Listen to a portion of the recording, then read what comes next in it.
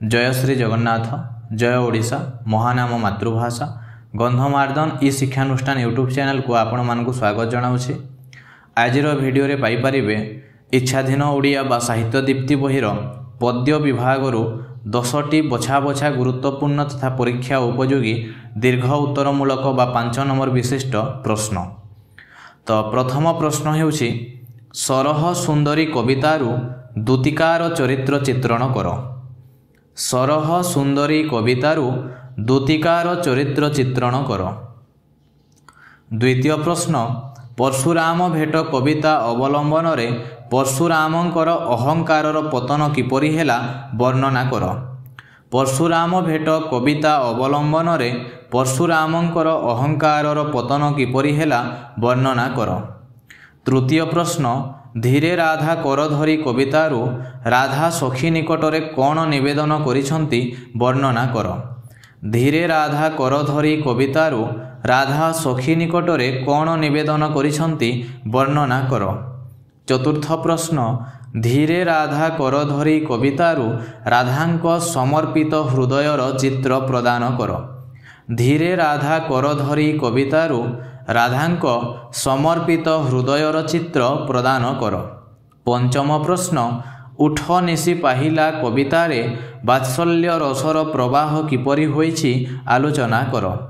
उठ निशी पाहिला कवितारे वात्सल्य रसर प्रवाह किपरि होइछि आलोचना कर। षष्ठ प्रश्न सरह सुंदरीर रूप गुण आलोच्य कविता सरह सुंदरी को भित्ति करी आलोचना कर। सरह सुंदरीर रूपगुण आलोच्य कविता सरह सुंदरी को भित्ति करी आलोचना कर। सप्तम प्रश्न तांकु किए बोलु थाई गो कवितार वैशिष्ट्य संपर्क रे आलोकपात कर। तांकु किए बोलु थाई गो कवितार वैशिष्ट्य संपर्क रे आलोकपात कर। अष्टम प्रश्न छलोक्ति रे गोपी मानकर अभिमान को कवि गौरचरण केमिति वर्णना करिसंती आलोचना कर। छलोक्ति रे गोपी मानकर अभिमान को कवि गौरचरण केमिति वर्णना करिसंती आलोचना कर। नवम प्रश्न उठ निशी पाहिला कवितार भावधर्म विश्लेषण कर। उठ निशी पाहिला कवितार भावधर्म विश्लेषण कर। दशम प्रश्न सरह सुंदरी कवितारु कविंक कवित्व और रसचेतनार परिचय दियो। सरह सुंदरी कवितारु कविंक कवित्व और रसचेतनार परिचय दियो। धन्यवाद। यह थिला 10टी गुरुत्वपूर्ण दीर्घ उत्तरमूलक प्रश्न। किंतु ध्यान देवे यही प्रश्न गुड़िक टिके टिके बुलाई बंकई भी पकई पारे, टिके टिके परिवर्तन भी हो पारे, किंतु प्रश्न को भल भाव बुझीबे आउ उत्तर लिखिबे।